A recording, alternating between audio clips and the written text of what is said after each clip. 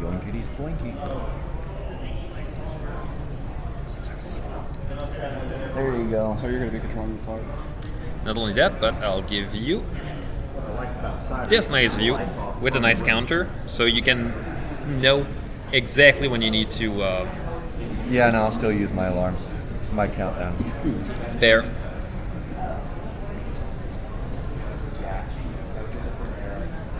Once the timer goes off, everybody shuts up. All right, I was ready to start. That was an old. We are ready to start. A what? You said that's an old design. Yeah, he got a new design. The curly hair. Yeah, we're just reusing the same art from last year. Yeah. Turns out we're the same 6 people. We kind of just realized, let's do like the same thing as last time. Followed by, let's not do the same thing as last time. Followed by, we just did the same thing as last time. Not in my case, I'm talking about compositing this time. Yeah. We the same format. I've Same seen format. so many good animations, and I know that name, but I don't specifically remember which ones were yours. You might in time. I know I liked them, but I don't remember which ones they were. Huh? Kieran. Half Kieran. Half Kieran, yeah. Well, some of my animations don't have her in it, so All I right. can understand why you're like. He's first. You're first. Yep. All right. Ready? You should probably introduce. Yeah. the Yep. first. Should we actually show our clips first and then show the... The full try, maybe. You want me to just introduce the panel? Sure, go ahead. Everybody's mic working. Okay. Perfect mic test. Hello, everybody, and welcome to Fan Animation.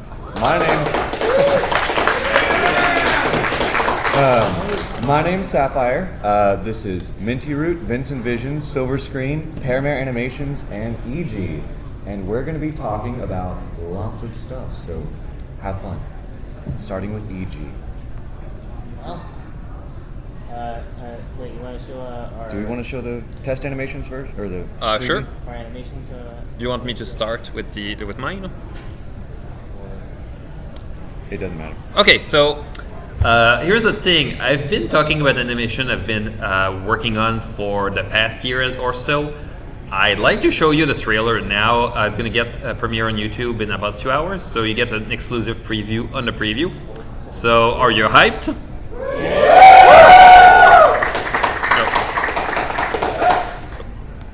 I hate when that happens. And go. 3, 2, 1. Whoop. It didn't play. Oh, never mind. There you go.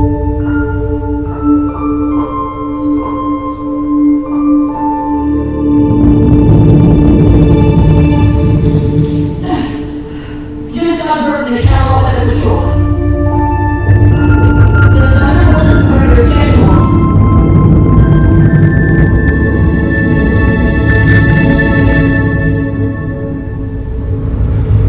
You might be under attack. We have to contact Twilight and her friends right now. Thomas, this requires your service.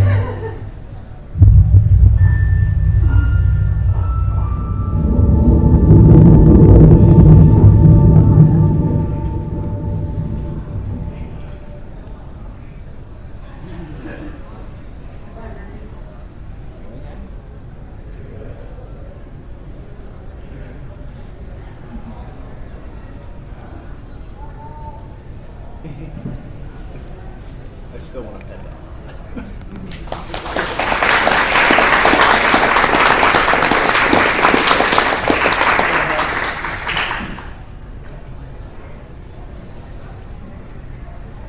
Next animation. Alrighty. So Who's next? Who's next? I don't know. Wait, no, oh, is that her doing it? Oh, actually, Yours is yours is embedded. Mine's so you don't embedded. get to show Mine it. was supposed to be as part of my slides. Yeah, Okay. so you're fine. NEG as was in the video. I sent you mine. Uh-oh. In the It's- desktop. You can pick one of them. You pick the Doga one. Yeah, let's sort The by what? date. Doga. I have it in parentheses. Doga. Doga one. Doga? Yeah, that's the one. What you're about to see is a new animation I'm working on. It's still in the works. It is the next teaser for my Project Paradise masterpiece that I'm working on.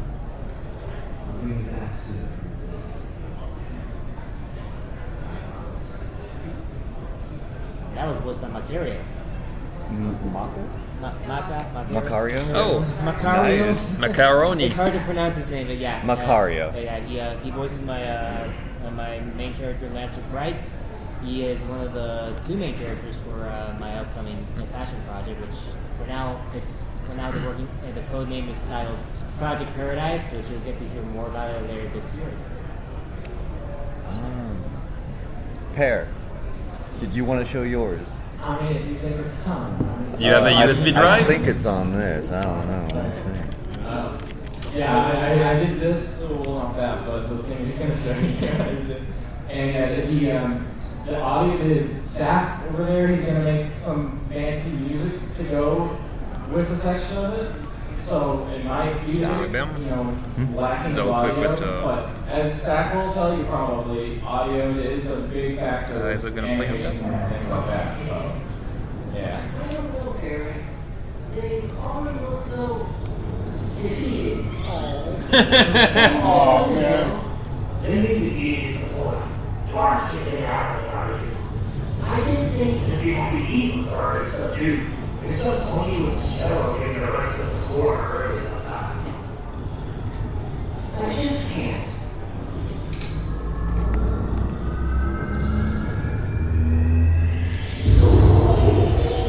What the fuck? Bye-bye. This is love. I need more of this. And now there's supposed to be music on the rest of this part, but that's not done yet. Here you go. Enjoy. What's this name? Love?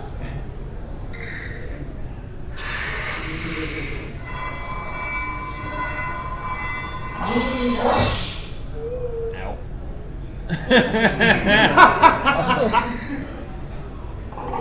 Maybe I will come back later.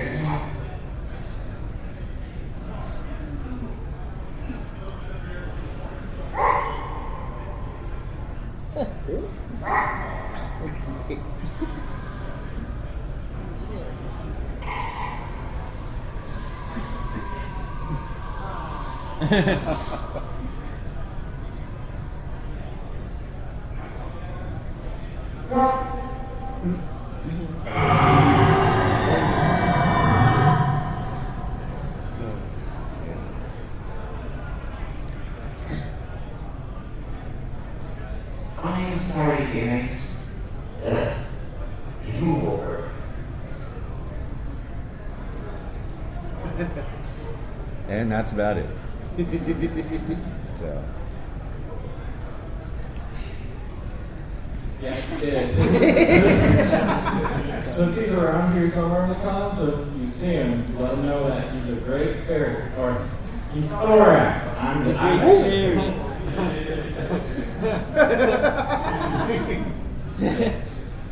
Well done. So yeah, since he's awesome for doing that, can't you just see wherever you are?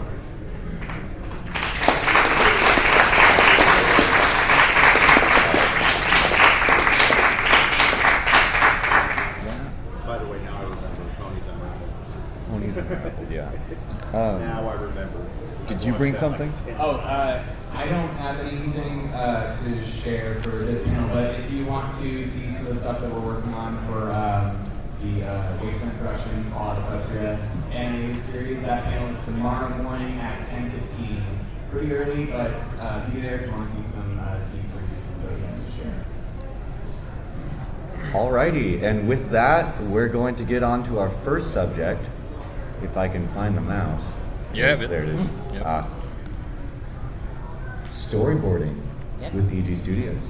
Yeah, so storyboarding is thank you. Storyboarding is one of the most important starting points in animating, especially when if you're you're getting your story visualized and having prep for your team, so you can be ready to animate the project for you. So if you can hit to the next one.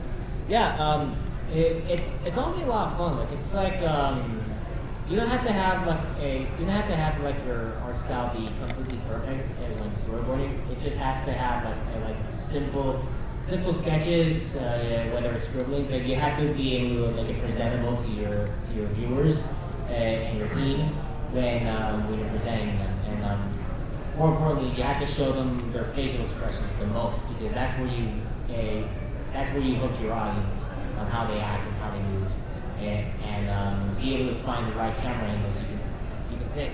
I'm currently in a storyboarding class, in a master class by Modern Day James, which I recommend subscribing to him. He's one of the best professional animators on YouTube that you can search for. There are tons of other animators you can search for who provide lessons like these, like Dom Chang is another one, and Manu Mercio, that's another one. You'll find a lot of great people in the animation community. There's a great, there's a great shot. There are great examples right here where you can just have different terms of how many shots you want to make, with different angles they have. They got all the names they provide you. More importantly, you have to be able to describe what is going on in each thumbnail. So you can go on to the next shot, the next slide. The software I used when okay, thank you. The software I use in making these storyboards are Clip Studio Paint, and some people also use Storyboard Pro. Either software, it's very intuitive to use. So, yeah. Oh yeah, I had to show them a little examples of that. Be sure to practice a lot of figure drawing, because figure drawing is how you're going to get into show very beautifully nice, presentable storyboard production. And character sheets are very important. Whether turnarounds like this or just simple ones and are different positions. That way you can figure out how the characters will interact, how they look like. And these are the two main characters of my Project Paradise passion project that I'm still working on since last year. And you'll eventually see them more in the future, what I'm planning on doing. I have been writing what this project is, and yeah, you're currently looking at some dialogue from my passion project,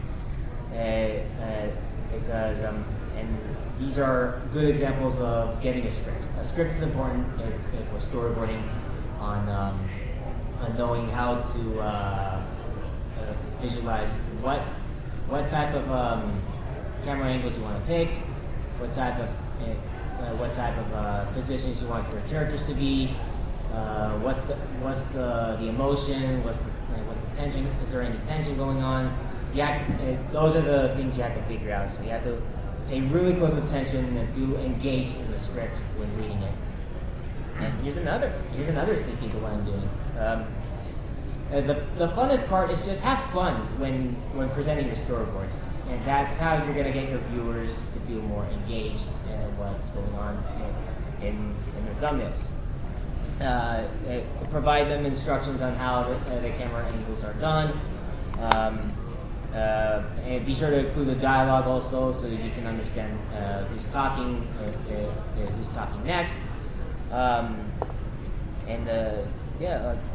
this is another sneak peek of one of the scripts that I shared recently of my characters interacting, and it has a very anime inspiration, which that's another fun thing I love doing. Animatics. This is like the semi-final stage. If you have your thumbnails finally figured out in animating, you start doing animatics to get all the dialogue organized, get everything you need, and this is how you be able to test if it tests the final product of the animation before you start moving to the animation stage. So yeah, those are all my tips, and we'll move on to the next. Paramare, you get the controls. Pass me the torch.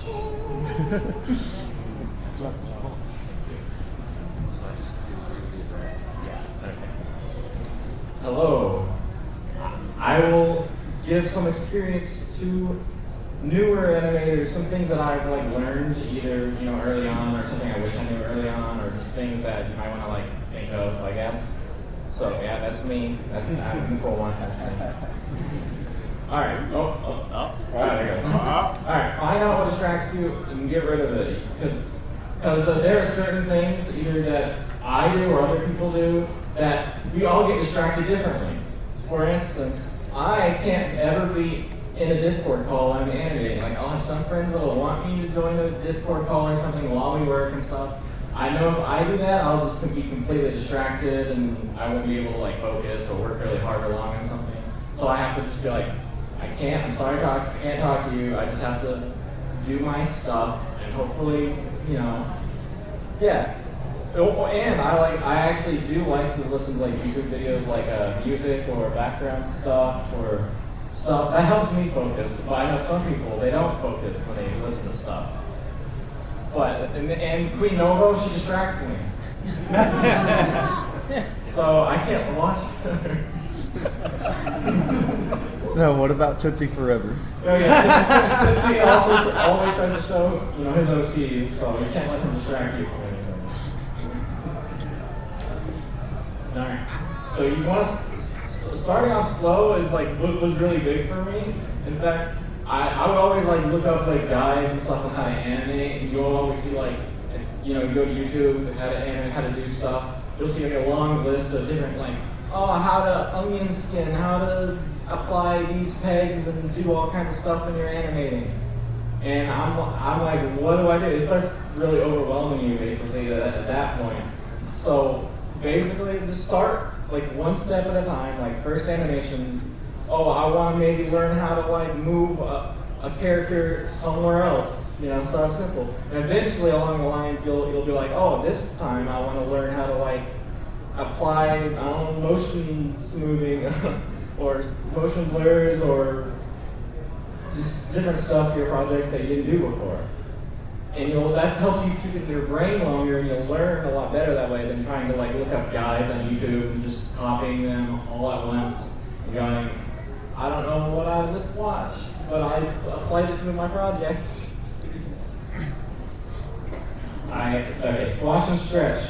You hear about it a lot, but it's actually pretty cool in certain ways where there's no definition or guide exactly how to squash and stretch in the ways that you can do it in many different ways. Like that has a little bit of squash and stretch, and on this slide I applied a lot of squash and stretch, which actually makes it kind of look like he's like surprised maybe. So you want to use like squash and stretch to your advantage and like apply it to whatever you are doing at the time, because there are many different tools and ways that you can do. Like I know Minty over there, he'll have a lot of different like tools and stuff he'll show later on probably. They all don't have like one single use. Like you can use them different ways. Friendship is feedback. So I have a close friend that over there that I do right there. Yeah. I'll preview him a lot of my animations early on just to see his reactions or what he thinks about it, because that stuff actually is very useful. Because while I'm in the middle of working on it, it motivates me too. If you show it to new people, they might catch stuff that you didn't see.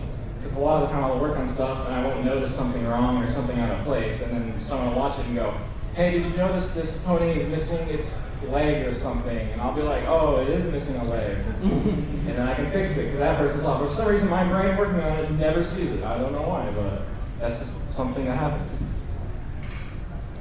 And then watching it differently. So I would work on something on my drawing tablet like really hard. And then I'll be like, I think this looks good or done or finished or something. And then I'll render it out completely. I'll swap it over to like a different monitor, my main monitor. And all of a sudden I'll see all kinds of like lines or things that I wish I erased or got rid of or fixed that I somehow didn't see when on my actual like tablet or whatever I'm working on. So it's good. I've noticed whenever you render it out and have it fit, like just look at your project on like a phone or any other like medium that you think people will watch it on, because you'll just catch stuff a lot more, especially if you have like a TV or a big monitor you'll want to watch it on instead. Yes, that's me. That's me. All right, let's talk about compositing, the Make Pretty button. So I'm Minty Root, the movie guy, and no, I did not change the placeholder text. So missing out that I released 2 years ago looked a bit like this, and the whole idea is that a lot of it doesn't look like this whenever I'm animating with my software. It looks a bit more like this. One of the reasons why is that rendering takes time, and you can't really have a software that renders in real time with that kind of level of visuals. So one of the things you do is you'll export all the layers of your render, and in this specific case, all the layers I had to export of this specific shot, all those layers, just for the scroll reflection, the scroll shadow, all the passes for started dimmer that we'll cover later. So with all of those layers that you export out of your renderer, what you can do a lot of things. You can do masking, you can do color correction, you can do blurs, you can do a lot of things. But what you can do is that you can combine those. So what happens if you take the plate with a character, you mask it on a copy, you slide the mask a bit around, you blur it, and what's inside the mask is color corrected. That's right, cheap shading. And in this case, it has its limits. If you push it a bit too much, you start to notice the cracks. But you can do, for example, it's incredible at doing rim lights. It's also pretty good at doing directional lighting if you tweak it. And you can also do morphing to try to bend it a bit more to your will. And it really helps to inject some depth to your images to make it look a bit less flat without even having to make it look 3D in something too complex. One warning, if you do have a character who's in the corner, you need to be careful because the corner of the frame will be noticed by the mask because it will be cut out. So just be careful with that. Just consider it, for example, if you have a plate, you could just render it wider and then just crop it so you have a bit more room for the compositing. If you want shadows to look a bit more fancy, what you can do with Toon Boom is that you can have a specific color just for the shadow that will be, and thanks to nodes you have, you just isolate the shadow on a separate layer, and then you just export it on a separate pass. Alongside, in this case, you can have the beauty, which is basically just a diffuse pass with just flat colors of the character. You have the eyes, or the RGB channels, or just there's one for just the whole eye, one for the reflection, one for one for the outside reflection, one for the internal reflection, one just for the outline and nothing else, and one just for the shadow. In this case, the shadow is white, which is kind of ironic. But once you combine those in a compositing and you layer them in a specific way, or you extract those colors, you blur them, you color correct them to the background you have in the back, you can have something that looks a lot deeper and a lot more interesting visually just by the fact that it looks more dynamic, the fact that you have all those tools to your service. If you have 3D renders, for example, because it doesn't just apply to 2D, it also applies to 3D, it also applies to live action movies, you can export all your background plates. In this case, with OpenEXR, you can actually export the brighter than bright. For example, if you take a photo in a JPEG, all the things that are pure white would be pure white, but you'd lose the highlights. So with OpenEXR, you get the values that are brighter. So, unlike format like in standard dynamic range, for example, like JPEG, PNG, TIFF, and so much more, the fact that you get those highlights, you can just extract those highlights, blur them, color correct them, and then you get a nice bloom effect out of it. It's incredible. You can do a lot of things. You can do displacement maps as well, where the color represents where and what kind of direction and what kind of length you'll displace the pixel. So it's really, really helpful to do displacement. For example, if you have rain where you wanted to refract the light, you can do also reflections on surfaces that actually have the surface uneven. You can also displace by an effect that looks like, for example, looks like a paintbrush, where you really feel like the picture has some more depth. You can use the blending modes. For example, you have just the outline that just split, so it just glows just because I set it to addition. I also had some it's a really weird effect that kind of simulates the ambient occlusion, and just by subtracting those pixels, it actually darkens them. Shoot. Ooh. Oh. Can you point it to the?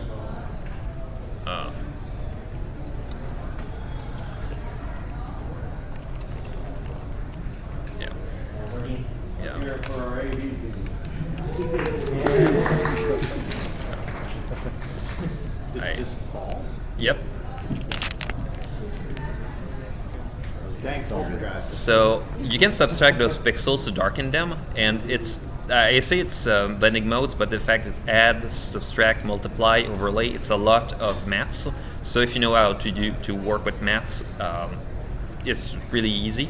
There's a lot of things you can do just to change the visuals in a way that's a lot more dynamic.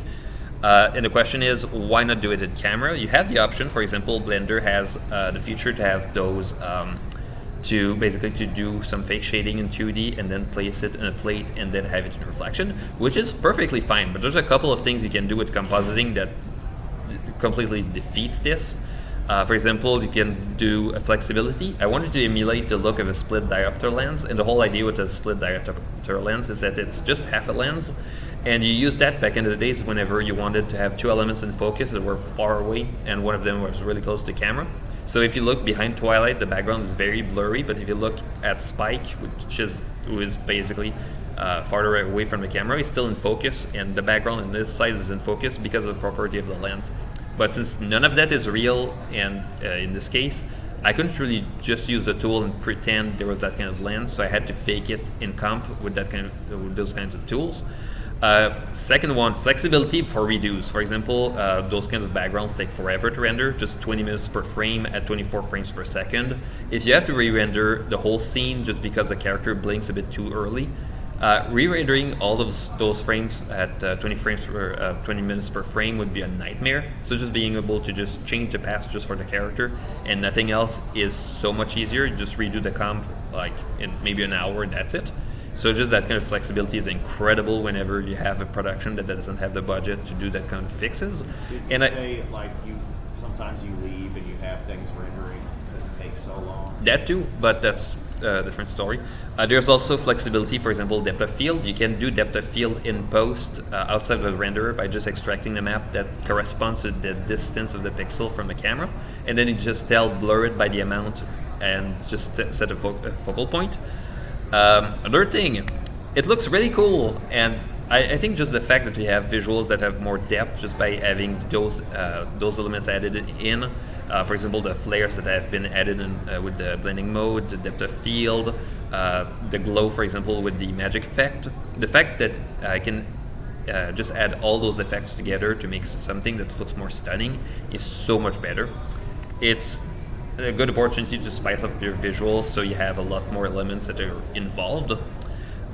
Skills you can reuse. For example, if you have, in this case, I had a parody of Everything Everywhere All at Once with pony figurines that I wanted to do, but I couldn't film it at the location because I have no idea where they filmed it, and I couldn't just make it work like that, so I just shot in a green screen, and through compositing elements, I could just key it, add it on the background, add some nice glows, make it look good with the kind of color correction.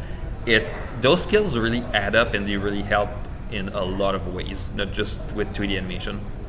But the warning we'll give with that, it's I call it the Nintendo hire this man effect, where you think adding lots and lots of dynamic elements on top of your footage will make it more dynamic. So whenever you see someone who says like, I'm redoing this whole game in Unreal Engine, and they had lots of bloom, lots of distortion, lots of weird effects on top of it, and you start to lose the picture because it's just a way to process, it's one of those things I recommend to try to avoid. We've seen a lot of things with way too much compositing added. You start to lose the character, you start to lose the visuals. It's not good. And one of the reasons why I'm saying that, it's not just I don't want to bash other people's work. I'm not saying that like that. I'm saying that as a warning from myself. You do not give a lens flare to the moon. And this is my word of warning for that. It's think of it like a canvas where you try to make an image look good. You don't think of it as just splashing things on the screen just because more things mean more better. So I will now slip to. Yes. Hello. You mind scooting the laptop closer? I'm going to need to see my speaker notes. Perfect. All right. No, I am going to be speaking about. Oh, appreciate it. The importance of environment art. I'm Vincent Visions. I'm a professional 3D artist. I also do animations in Blender and Source Filmmaker. Yes, I'm not a pony, and yes, I did change the font, and that is going to be a recurring joke. How dare you? How dare. So, I am currently I'm currently doing more work in Blender. I'll flash a couple of work on screen. This is some work that I've done. These three will be involved in future projects. I worked with quite a couple of people to give the Dazzling Zero a whole new look. You'll see a lot more of them later on, but this kind of gives you a taste of my character work. Now, before I get into my actual presentation about what we're talking about, I'm going to show you guys a work in progress animation, and it will tie into my topics here. But I'm going to go ahead and let that play.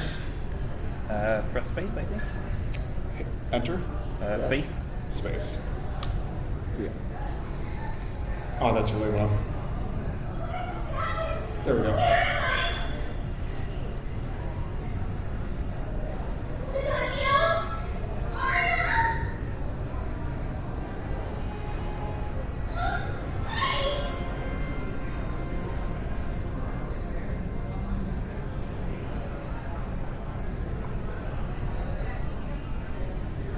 Okay, so obviously there is no like sound effects or basic music paths, but obviously there's a lot more things missing with that work in progress. It's like, there's no lip syncing, there's no physics paths, but one thing that you'll notice is that environment is clearly like what you would call a block-in. In a block-in, you specifically use basic shapes to capture what your environment will look like. But you can tell that there's also wasn't any lighting, everything was flat because it's a work in progress. And it kind of just shows you how important that thing is. But obviously another important aspect, obviously, is your environments, because a picture is worth 1,000 words. And the whole point is, what can you say, or can you communicate without saying anything? Let me go to my next slide here. Yeah. Okay, sorry, I got confused about how our slides work. That was supposed to be paired with that. Okay, so what can you say without actually saying anything? So, there are some things that you can maybe defer from one of my renders here that I've done in Blender with lighting and environments. But for these next couple of ones, I'll definitely show a few examples of my work. This is one of the more environments that I made, and a lot of minor, small little details that can just tell you a lot about the environment without me having to sit here and explain that to you. The idea is that you would be able to infer a lot, like maybe the history of this place, who was there, what did they do, those sorts of questions. It's stuff that you kind of want to think about when you composite your environments. And you can even do things with smaller items like this, like very personalized things, like notes for what this person might do at the end of the day, what are their interests. On the top right corner, it's very hard to see, but I have like baseball cards. Maybe that person was interested in that at the time. So, when you talk, wait, her slides out of order? Okay, I'm sorry, I'm getting confused for a second. Okay, so in the environment art, obviously a part of that is decor. So obviously that can communicate a lot. So when you're talking about like character-centric stories and you go into environments, you want things like what are your characters' tastes? What colors do they like? Are they in a happy stage of their life? Are they sad? And how can the space that they're in essentially reflect that mood? And so in that regards, you have to think about how to decorate your own space. Is it merged with franchises that they like? Is it like, are they live in a hot or cold environment? And the type of blankets do they have on their bed? Does it reflect that? There's so many different questions that you can ask when you go for these. And I'll show a few examples here. So this is from Star Trek Strange New Worlds, one of the more recent shows. And this is Captain Pike's quarters. Very roomy, very spacious. Now, Captain Pike is a family man type of captain. That's how they wrote him in the show. You can see he has a very big kitchen with a bar. This man loves to cook with his senior staff. He loves to kind of be like that figure that'll put on an apron, and that just kind of shows you he's different than Captain Kirk was. He's very different on how he treats that, and his room essentially kind of reflects that mood. Now, if we take that example and we look at Spock's quarters in that very show, they're very minimalistic. He has less items. And obviously, he says Vulcans don't have emotions, that'll reflect that too. So those kind of things will be reflected there as well. Now, I have an exercise for the class, and we're going to bring an example from a game called Life is Strange. And what I would like to ask the audience is, what can y'all defer about Max and Chloe, the two characters, by just studying what is in their rooms in these screenshots? I'll let you guys chew on that for a moment.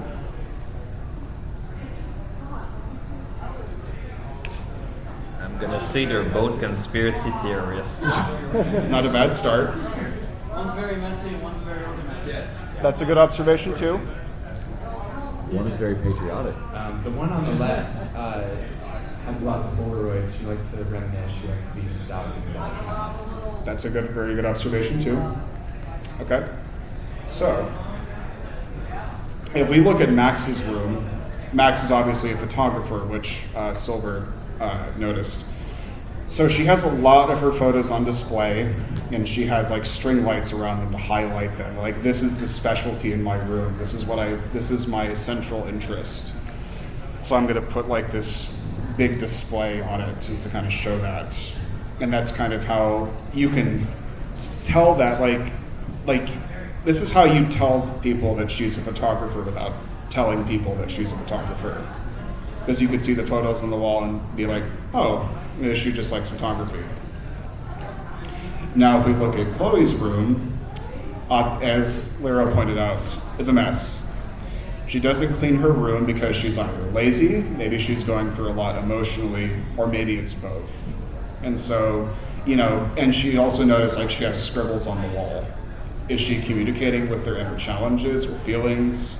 Is it part of her rebellious phase that she just likes to etch on her walls and maybe her parents yell at her? There's so many things. On the ceiling too, I noticed. Yes. Stain. So maybe the house is worn down. Maybe that gives you a taste of her living conditions. Oh, there's two stains. So, you'll notice all the posters and the signs in there as pertaining to her taste in music. So you see a lot of posters relating to that. She even has a little parental advisory sign there. And that could also point to maybe she has a more rebellious nature going against the grain, because some teenagers can be like that. And so there's tiny little things that you can put in these sets that can just make people think about, like, what is this character like? How would this character, put yourself in their shoes, how would they decorate their own space? These are very important things to think about. I'm going to have another exercise for the class and ask, whose room is this? Yes, it's Rarity's room. See how easy that was? And if you think about it, each of the main six have different themed rooms centered around their interests, their jobs, and their talents, which makes them recognizable. You'll see Pinkie Pie has candy printed on her blankets because she loves sweets. Fluttershy has things like bird houses hanging from her ceiling because she loves animals. Rainbow Dash has sort of like a Roman thing going on in her foyer because Cloudsdale kind of has that aesthetic. Everything's very open. You look at Size-Twice rooms on the bottom right, and it's very she's got these things related to space and physics because she's kind of a nerdy personality. So her room design reflects that. So these are things you can infer by just looking at the room. So next thing I'm going to give you guys is a color theory crash course because colors communicate different emotions and themes, and those are very important in your environment art of your productions. This screenshot is from a recent Wes Anderson movie called Asteroid City. For those who don't know, Wes Anderson is a genius when it comes to colors. His movies are very colorful and very pretty. So if we go through this crash course, let's look at a hospital room. Hospitals use blues and greens because they're more relaxing colors. Hospital room I've ever seen. I know. I mean, look, we're talking about fantasy, we just pretend our hospitals are nicer. But when you're a patient in a hospital, you're not feeling the greatest, so you want your environment to relax you. Blues and greens are very relaxing colors. They calm you down naturally. So that's why hospitals opt for either those blues or their greens, because it kind of reflects what they want to, give to their patients there. Now, the other hand, you could go to red. Red is very vibrant, passionate color. You get things like Valentine's Day and love. So you'll get red is supposed to excite you. That's kind of the emotions that it gives right there. Now, if we look at white is used by chefs because it represents cleanliness, something you can wait on in a kitchen. Like, you'll see chefs that wear white. A lot of kitchens have white incorporated in other designs because it's like, hey, we prepare food in here. Our environment needs to be clean. Same thing with chefs. That's why they wear white. So, and then when colors are used in the set, like color tones matter too. So when you go to darker colors sell a more moody or gritty scene. If you've seen Batman the Animated Series, it's very famous that they painted all their backgrounds on black paper because they used so many dark values it would have been too expensive for them to do that. So it's like, we'll just paint on black paper. It just makes it easier to do that. Lighter colors are more friendly. So if you look at the screenshot from the Grand Budapest Hotel, another Wes Anderson movie, you'll have like these very bright colors. And these characters are sitting in the middle of like a pastry truck. So those pink and blue boxes are all pastries. And you want your pastry boxes to be very friendly because what you're going to open inside is going to be very tasty and a treat. And that's why you have these very bright colors for things like that. Lighting, if we go to the topic of lighting, can also influence a mood and assist you in your environment. So in this case, it kind of adds an air of mystery. So if for lighting, we'll go over warm versus cool lighting. Offices love blue lights because it makes you alert and because it emanates sunlight. It's very obnoxious, but that's the theory behind it, all those big fluorescent lights that you see. Homes typically use warmer lights because it helps you relax. It's kind of like reflecting like a fire. Like back in the day where we would have fires in caves and that's where you would live. Or before we had electricity, you would have lamps with that kerosene and all that stuff. Light bulbs reflect that. It's very warm. Now, lighting can also help you direct your audience to what you want them to see. If you'd see this famous shot from The Exorcist, you'll see there's all these dark values, but there's a spotlight shining right on the silhouette of the character. Your eyes naturally kind of draw towards that area. If we look at Alien, the movie, you'll have that area of the skybox where you can see the ship. Everything around it is dark, but there's that one kind of spotlight fog effect on the model.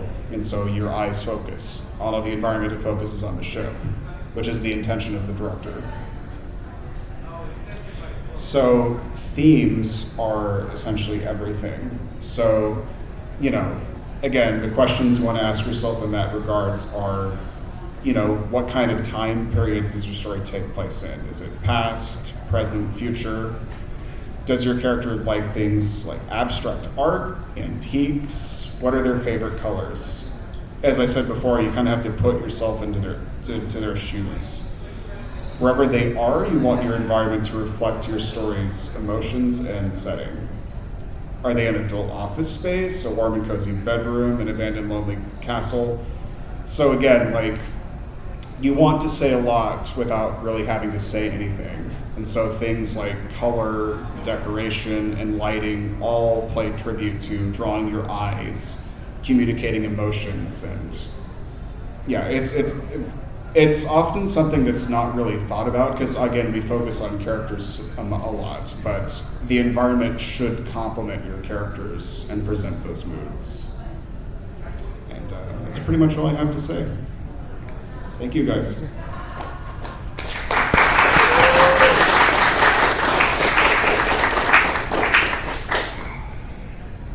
you not get much sleep last night either? Nobody did. No. I can see I'm doing the same thing. And it's not you guys. You guys are not boring. I am very tired. And I think the rest of y'all look very tired too. So let's do a little exercise. Good morning, every pony. Good morning, teacher. Good morning.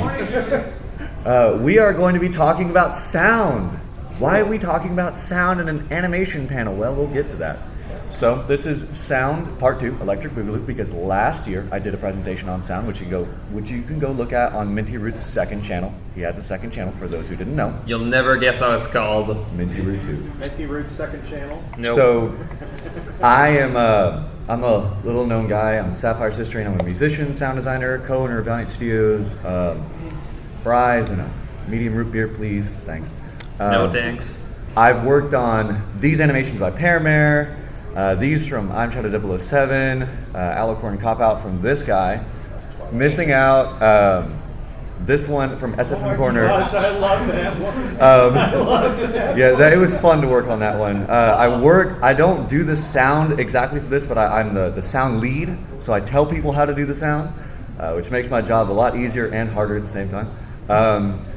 Macario used my sound effects for hoofs in his thing, and I also do all of the mixing for Laravan's videos, and then I also did Homesteads by Heartsong Games sound effects, though unfortunately I think they canceled their game, and I also do the sound design for the Dimensional Shift on top of everything else. So now that you know that sound design is hopefully at least a little bit important because it's in all of those, let's talk about the five senses. Can you guess what they are? Well, there's 6 of them.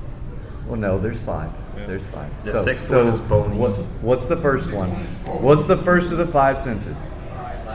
Sight. Then hearing. Yes. Pointed to the right ear. Touch. Taste. Smell. And of course, pony. What Yes. is the force?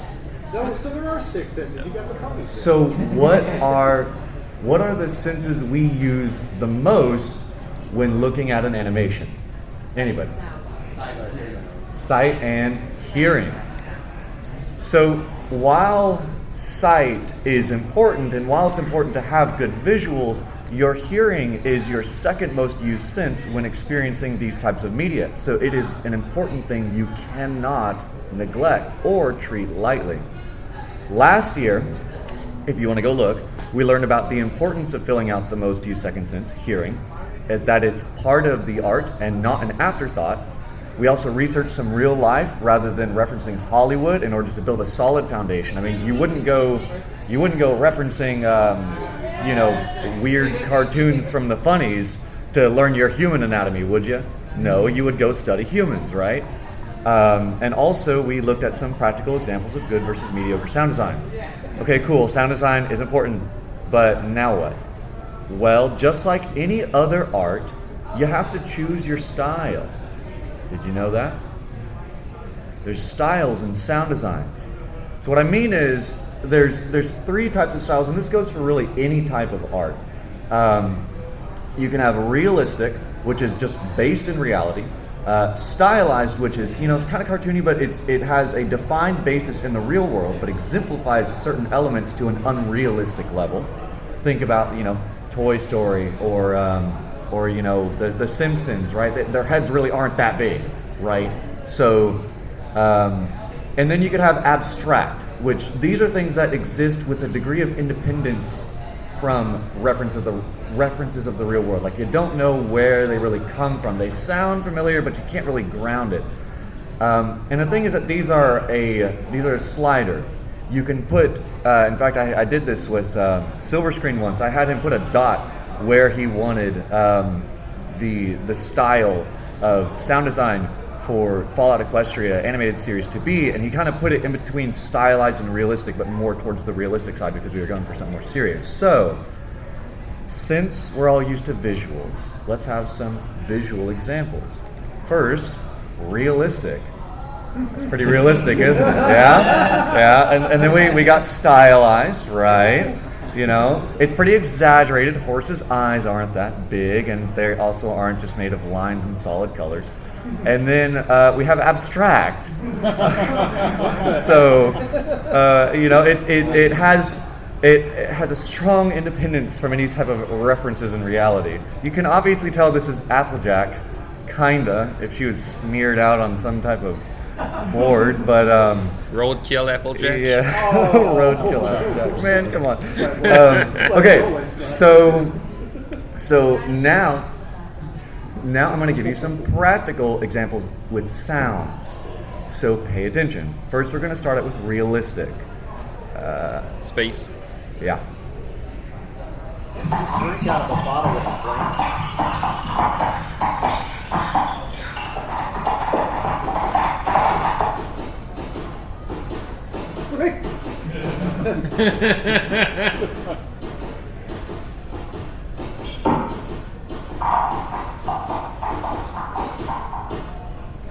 All right, so all of those are pretty much based in reality. I mean, you had the wing flaps, you had the hoof steps, and you had the bottle and all that stuff, which I had to meticulously record. And so it's pretty based in reality. Now, something more stylized, and prepare your eardrums because this is kind of loud, is the sonic or celestial rain boom from Princesses Know How to Kickflip. Ears.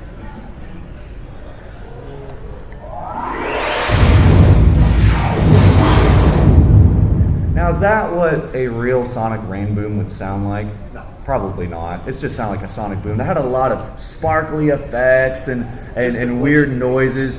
Yeah, and so that's useful, even though that's not like cartoony. Yeah, I know it's like a cartoon, but still, it doesn't like sound super cartoony. It's the point is to give something that's more exaggerated than what reality would be like, because we want to convey that epic explosion, you know. And then something abstract would be this clip from Pear Mare's Anti-Up video.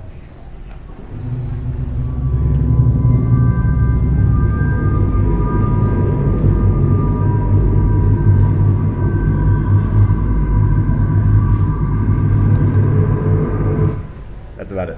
So, you know, that ambient noise is just, you know, what even is that? Can anybody pinpoint what that is? Not really. You can't even think about something in the real world. Now, I know, as the guy who designed it, that there's like this kind of magic aura sound that I mix in there, and that's probably the closest thing, but even that is pretty abstract, right? So you have a lot of choices when it comes to your style of sound design, just like you have a lot of choices when it comes to your style of visuals and your style of writing. So, fun fact, actually, did you know that the Pixar movies, like Toy Story 1 and 2, Cars, Finding Nemo, and what's the other one? Monsters, Inc. I just recently watched all those. They actually have very realistic sound design. There are very, very few actual like cartoon sounds, and there's not even all that much stylized sounds. They're very grounded in reality, and it's interesting because we usually consider those to be like cartoons or fantasy, right? And so it's not always going to be what you think.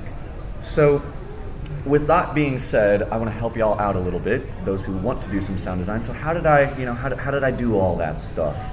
So first of all, you need to know your sound resources. Get out your phones if you're interested. So a lot of my sound effects I get from asoundeffect.com, and also Freesound. Now, asoundeffect.com is a paid place, right? Freesound is exactly what it sounds like. It's Freesound. You can get CC0 sounds. You can get what do they call them? All right, whatever. You can get CC0 sounds from there. That's all that matters. Public domain, which means you don't have to credit them. Because imagine crediting 1 million creators for like 1 million sound effects. It's a nightmare. I love credit, but sheesh. And so, you know, I don't make all the sound effects myself. I mean, that would be a nightmare to make all the sound effects myself. I made some of them, but most of them I get from these places, and I mix and match them. And that's what you can do. You can mix and match sound effects in a lot of different ways, and I want to show you one way. So my friend Laravan over here, we have a friend called Compute. poor girl's gonna scream if I show this. She's gonna scream here, and he had her scream for this Nightmare Night thing, and I ended up using it everywhere. So here you go.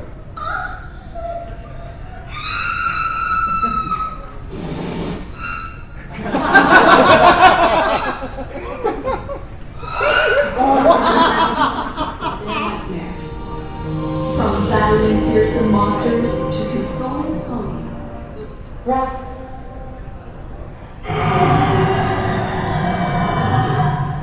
So those are all Capute screams, just modified in different ways. You probably didn't even notice it in the second one with Princess Luna. Yeah. It was like the high-pitched squeal and then this really low-pitched one that I modified. And that I'm able to do through things like Reaper. I know everybody wants to use Audacity. It's free and it works, and sometimes.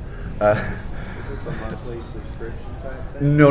Reaper, I hate monthly subscriptions. Reaper is $60, very affordable. That's not bad. Yeah, it's very affordable. I mean, compared to like FL Studio, which is what, $400?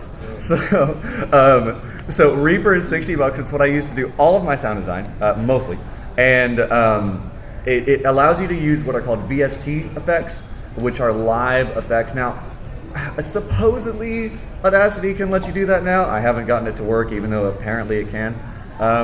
And those effects are what allow you to make lots of weird sounds with just simplistic bases like that scream, right? You're making me think of Ponies Unravel, all the different sounds you used in that. I'm like, Yes, and I did do some of his sound effects in that one. He did, yeah. I didn't do the I sound put effect. some on my soundboard that I heard because I liked them so much. If you want, this is a thing that I've used a lot. This is a free VST pack from Kilohertz. It's called the Kilohertz Essentials. I've used it so much, and so yeah, there you go. So really, at that point, you got the software, you got the stuff, you got your recordings. What do? Well, you don't go look up a tutorial because there really aren't any. You just experiment, and that's really all you can do. It's just experiment, mess around, figure out what's best, and just work hard to actually treat this like the art that it is. Treat it with the same respect that you would the visuals or the script or anything else, because it is the second most important thing when it comes to your senses. Anywho, that's all. I have a question. We'll have questions after. I have a question for you. Did you use a different model on that particular video, or is it just an effect that you added to it? Sorry. Oh, I only got one USB 8. It's an. Did you use I know it's SFM, but you use a different model? He used it in or- Blender. It was a remodel in Blender? Blender. Yeah. It's hard for me to tell. I I'm not understand. an animator. So, And yeah, we will have a Q&A from what more was the name questions. again? What was the name again? Piano Someone clips. asked me like 3 Okay, days ago. awesome. I didn't Maybe if I could switch seats with you, 'cause Yeah. I think I'll need to go out and control the computer. Yep. It's just, Thank you so much. I always see something different every time I watch something I didn't catch the last time. Slide this closer to me. The same thing with this stuff. Oh, there we go. Okay. Awesome.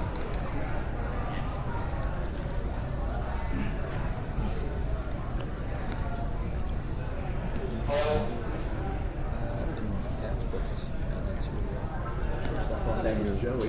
Check what's That looks like Joey.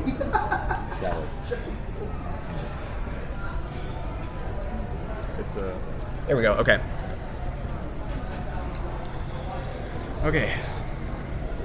So my presentation here is going to follow a lot of the same sort of lines that some other people have touched on. A bit of EG talking about storyboards, a bit of lighting and color and stuff like that. I want to go sort of a more philosophical way of you've learned how to storyboard, you've learned the importance of environmental art, but now when you are storyboarding, you wonder to yourself, what shots do I use? How do I know when to use things like a medium shot or when to use lighting in a really dramatic way? So I'm going to sort of give you some like building blocks, sort of break down what goes into a shot, and how and when to use certain things, so that when you are going and making and storyboarding, making your own animations, you know when to use certain things and at least what to think about, like the thought process behind it. So a bit about me, I'm the writer-director for the Wasteland Productions Fallout Equestria animated series, and I minored in World Film Studies in college. So this is everything I'm talking about is largely stuff that is taught in college, that is like used in film scholarship to sort of talk about film. So I just wanted to share that with you guys. First off, I just want to know, has anyone here ever paused a movie just to marvel at a shot? Yeah. Yeah. There There are so many shots in movies that took days, months, even years to compose, that lasts for seconds at a time. That things like these shots from these movies.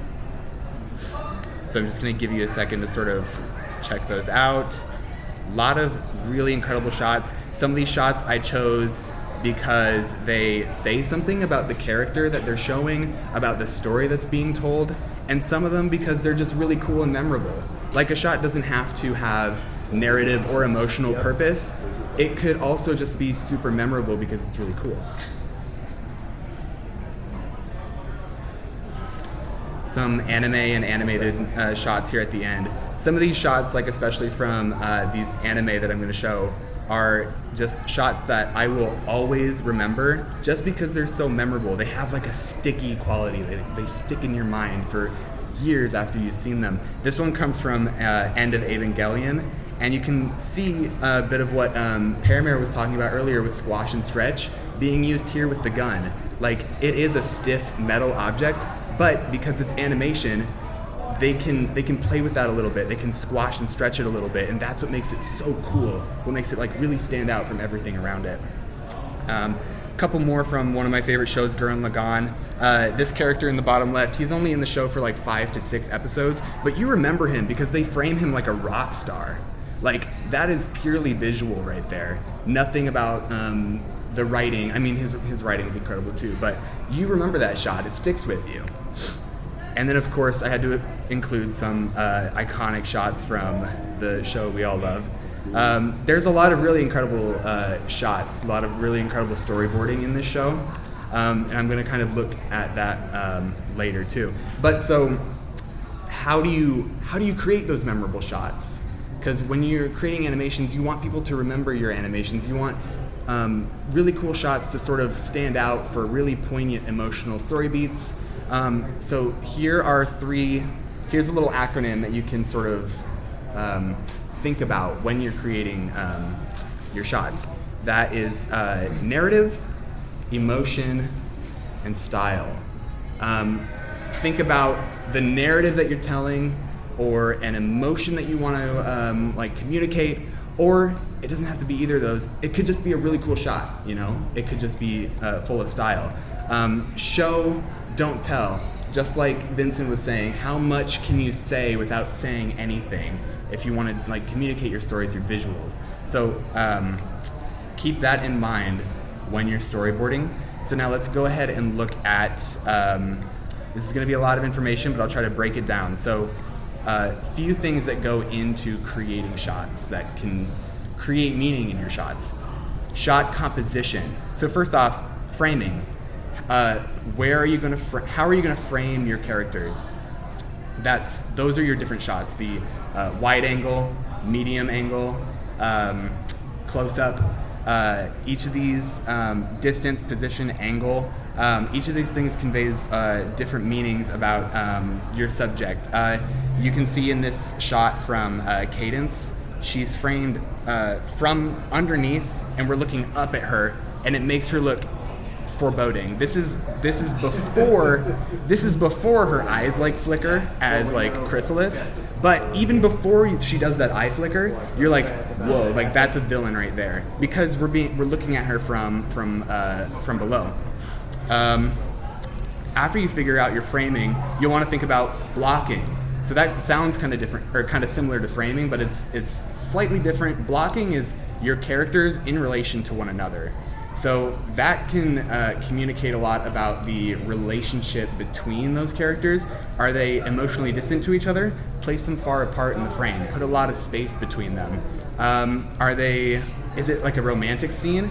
Put them closer together. Are they facing each other? Are they facing away from each other? All of those can communicate something about the characters and their relationship to each other. Depth has to do with, in the frame, you have a foreground, a middle ground, and a background, and you can use those different amounts of depth to communicate something. I have a shot from, so I'm pulling out the pretentious film student examples here. So Citizen Kane is a film from 1941. This shot has some really incredible depth to it. Let me just move it to the other screen here. Yep. It's over. Okay.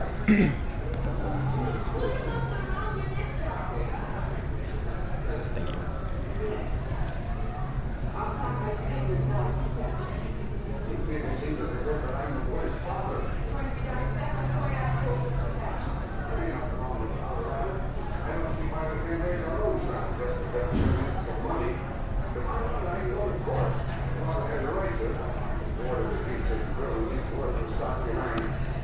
So you see how there's a lot happening in this shot? Now, when you're making your own animations, maybe you may not have a lot of like this much like narrative depth to them, but just be aware that it doesn't not all the action in the shot has to be happening on the same plane with one another. You can create shots with depth that tell the story and that create a really unique set piece too.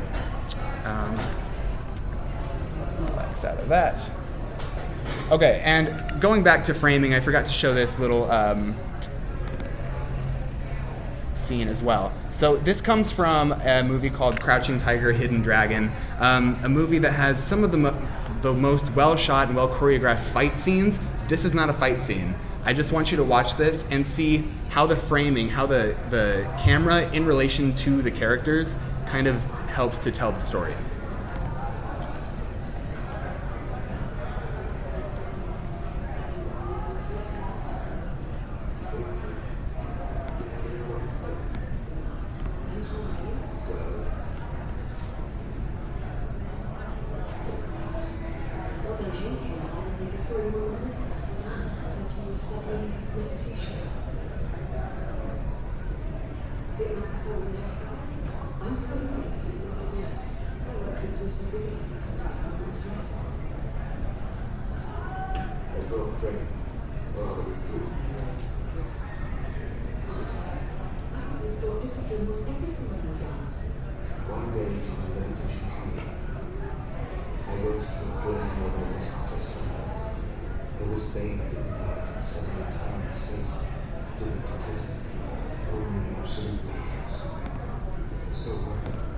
So this is the first time you meet these characters in this movie. You don't know anything about them, about their relationship with one another, but the camera starts sort of medium, sort of isolated from them. As they say their niceties, they say, "How are you doing? I hear you've been doing a lot of like business lately." They go and sit down, and then the camera brings us a little closer. Now we're moved into their conversation. We're joining them in their conversation. And then Lee Mubai says, I broke training. He was doing training, like warrior like training, and he said, I broke training. And then the camera moves even closer, and we get into in that close-up, we get into his like mindset, into his like worldview as he's beginning to like talk about something that's really close to him emotionally. And because the camera has been just inching us closer and closer to them, now we're starting to get to know them. We're starting to be let into their story just because the camera is moving us closer and closer to them. So that is something that you can do with framing, with your camera in relation to your characters. So moving on from, I had one more thing here. Okay, movement too. So your camera does not have to always be stationary too, but you may wonder, how do I move the camera and when do I move the camera? So some different things you can do with the camera. Tracking, that is when the camera is just kind of following a character. Maybe they're walking down a hallway and the camera's following with them. Maybe they're walking forward and the camera's like moving behind them. That's tracking. Zooming is when the camera stays stationary and it simply just zooms in. That is a really fun way to sort of accentuate something that a character is saying. Maybe they're starting to tell a story and the camera's just kind of slowly zooming in on them as they tell this story. It's kind of like, as a viewer, you're not getting any closer to that character or that screen, but you kind of are. You're getting closer and you're kind of like, it's drawing your attention in. So you can use zooms to draw a person's attention to something. Panning, that is when the camera stays stationary, but it tilts and it moves. So panning up to see like a really tall building, or panning down to, I guess, show like a power dynamic like shift. Different stuff like that. There's also some really fun stuff that you can do by combining those things in something that's known as a dolly zoom. If you've seen, let's see here, Guardians of the Galaxy 2 uses this to great effect.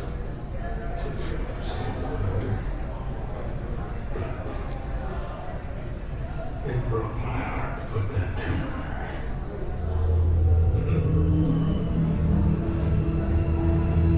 What? Not hard. I know that sounds bad.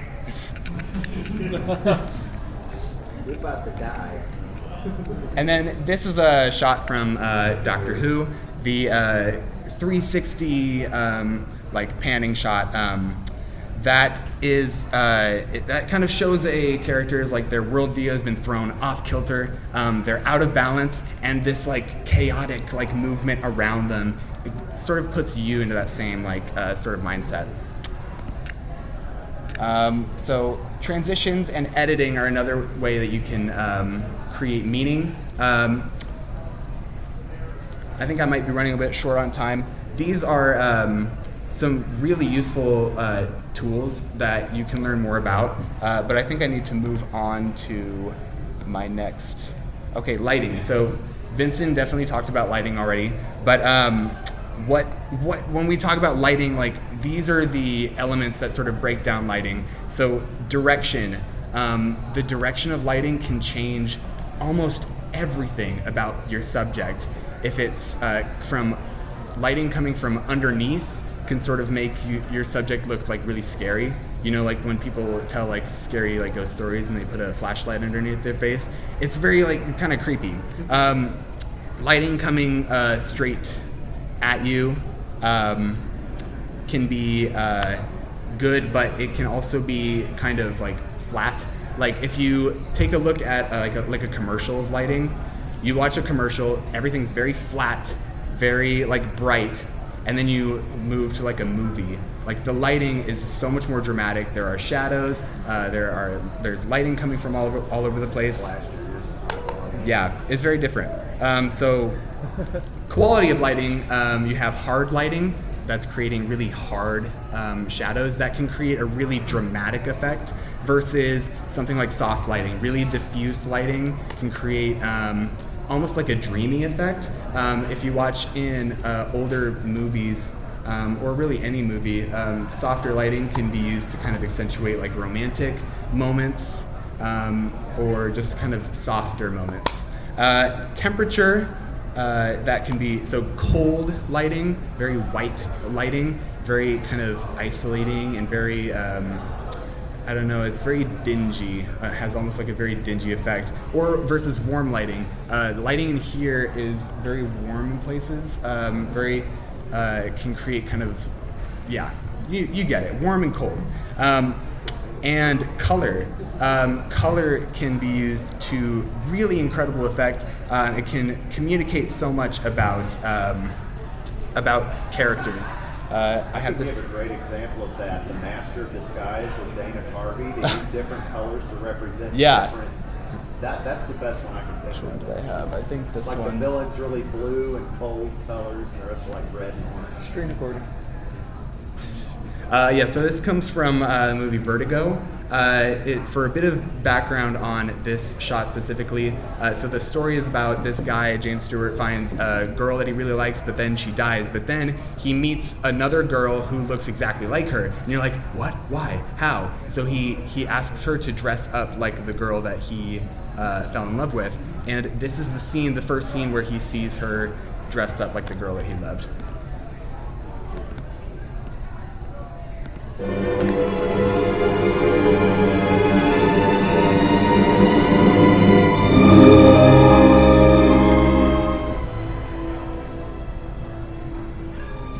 So I mean, the music really helps to accentuate that, but visually, if I were to mute that, it's a very haunting image, and it's made that way because of this green LED lighting coming from like outside. The green color, the soft lighting that was on her, that she kind of like moved through, like it was almost like a screen that she moved through. But yes, both of those things in combination with each other worked to create something that was really haunting and memorable.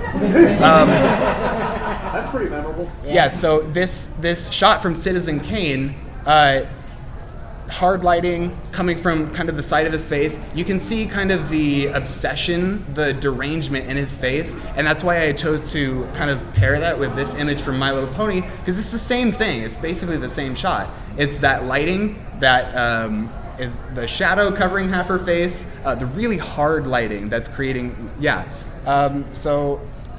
I mean, it's pretty obvious to see what kind of state, like emotional state she's in with her face, but the lighting is really helping to create that effect. Lastly, I was going to show just a super cut of shots from this episode. Oh, is that how much time I have left? Yes! Okay. This is my favorite episode in the series because almost all the jokes in this are very visually told. It's one of the best storyboarded episodes in the show. And so I put together like a supercut of all the moments where the jokes or moments are visual.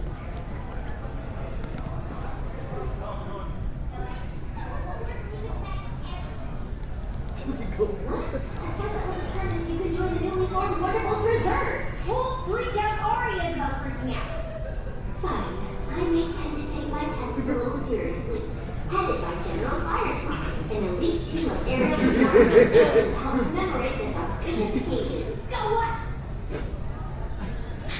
The original Wonderbolt's lightning bolt insignia was... yeah, right!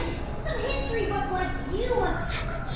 General that Colonel that, and the Wonderbolt, something that rhymed with that! Yeah? It's pretty terrible.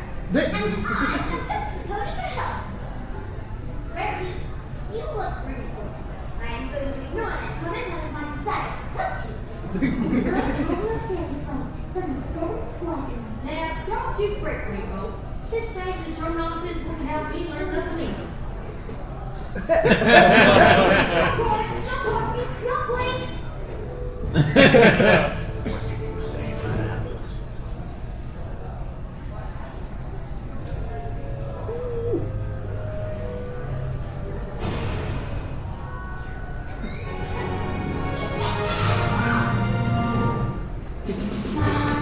Okay, I included that cut to the credits because it's one of the only episodes in the show that doesn't end on just the girls laughing us out and crossfaded into black. Like, it's a very intentional edit. So a lot of the visual jokes in that episode come from the facial expressions of the character says something, reverse shot to other character, and they have like a funny expression. I don't think that ever happens again in the show. And that's what makes this episode so funny. It's all in the characters' expressions. And that's a statement that you make when you storyboard the episode that way. So these things that I showed in my presentation here, narrative, emotion, style, can be used to create dramatic scenes, comedic scenes, conversational scenes. It can really be used to whatever kind of style you want to create for yourself. But these are the things you want to think about when storyboarding and making your shots, and what you want to communicate visually to your viewer. Yep, that's everything. Well, So we have 10 minutes for questions. yes. Please ask questions. We don't want to sit here for 10 minutes in awkward silence. We will do that. I Well- can stare at some of y'all. I got games on that laptop, but Do we need to put some Minecraft footage up here? Yes. This question is for you, actually. I have, so obviously visually when we're talking about blocking and things like that, it's very obvious that you do it. But for example, when you're doing sound, the scene where you had you were demoing the screen and Luna was running and you can hear the sound move from one end to the other. Yeah. Given that you're sitting in a computer and you don't have like a recording studio to work with, how do you create that sort of like movement of sound? How do you get it from moving from one place to the other? Yeah, that's very simple. That's just called panning. You pan it from one speaker to the other. So it sounds like she's going from one side to the other in your ears. There's a scene in the 2017 movie Raised in I did change the pitch of it a little bit, yes. Have you ever heard Speak videos up. of animations that are like, oh, well, this looks really good, but there's still some sound good involved? Have I ever had that react? So I said he acts. Have you ever seen animations where I say it looks really good, but it sounds really bad? Yes, I have. I hate it, especially when like they have so much potential, but then like I hear, standard garbage like that they downloaded off of YouTube. Ceramic jar smashing. Yeah. What? You can call me out if you want. Yeah, some of your no. Any more questions that are not specifically to me? Don't just call me out. I used to work in understand, but I lacked the experience and I put a lot of my time and energy on animating instead. So that's why I hired this guy instead. You hired me? For Alvin. Oh, right. Okay, I forgot about that. well, that's why we had a panel collaboration. So if you're a time traveler, you can see it a couple of hours ago. Or When I'm gonna post it on YouTube. Or you can come to the what is it? I forgot what it's called. The How not to ruin your pros project. Yeah, how to not ruin your punk project. When is that, Shadow? Tell us. It is at 9 o'clock. 9 o'clock in Cumberland E. It's at 9 o'clock. Sure. Yep. 9 o'clock in Cumberland E. Yep. It's like 10 o'clock on my time zone. Any more questions? You've got to be curious about Yep. what? What do you want? Like all these things can be used elsewhere besides like film. Of course. Yes. Oh yeah, Yeah. everything can be done in film too. If you just want to do live action films, you're also be looking to do that. You can use it in games too. You can still learn a lot from that, especially with the philosophy of cinema. You can learn so much from those lessons too. Yeah. And vice versa. In the case for the compositing, I learned a lot of tricks from GDC, the Games Developer Conference, where they talk about lots of panels, talk about how to do visuals that run on a potato. So if so if they can run it on a potato, I have no excuse. Yeah. But It's 2024. You don't have But yeah, to your alluded point, yes, a lot of this stuff can be used in video games too, like especially like leading lines and lighting and environment stuff. I mean, come on, you just got to play Portal for 5 minutes to realize there's nobody in the observation rooms and start feeling sussy. You know, It's a good way to tell your players where you should go. Yeah, exactly. Because I'm in the middle of doing video game testing, which y'all should all come to. And it can be a nightmare being like, you're supposed to go this way, but I can't tell them that. So, Anywho, any more questions?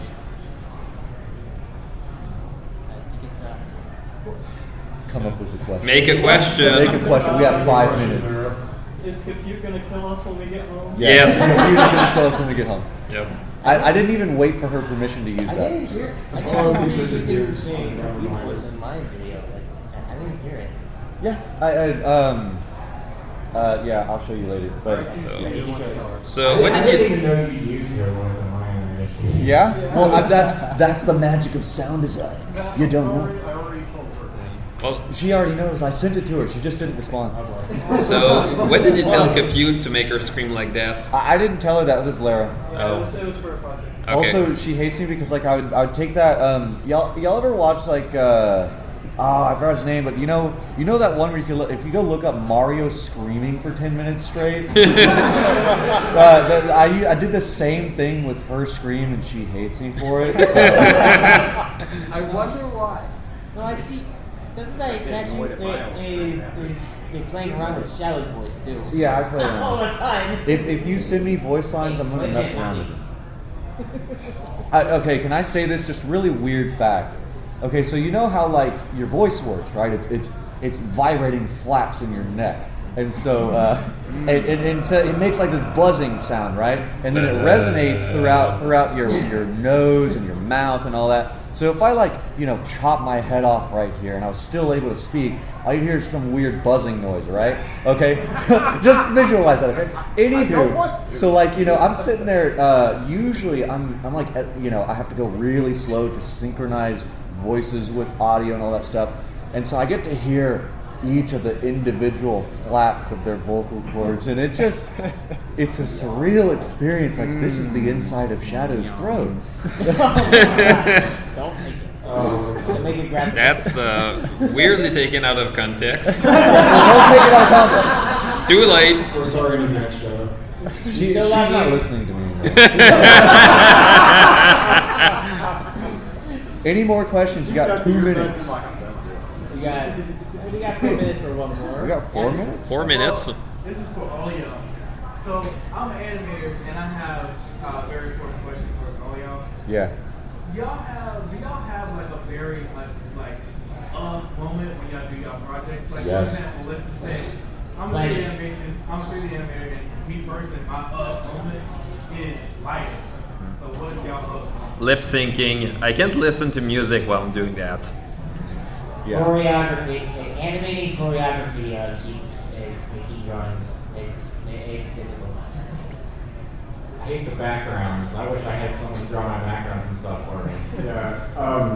I hate lip syncing too, but also physics passes. Although physics passes are a bit more like automated, so I guess it's the lesser of the two, but lip syncing for sure. For me, it's editing. Editing is so hard to get right, just the flow of it, and if you're even a second off of cutting a shot short, it can make the entire thing seem like really awkward. For me, even though it's like sound design, it's actually mixing, which is the part where you make everything sound audible so you can hear everything. I can't listen to any music, and it's extremely tedious because you start to go insane.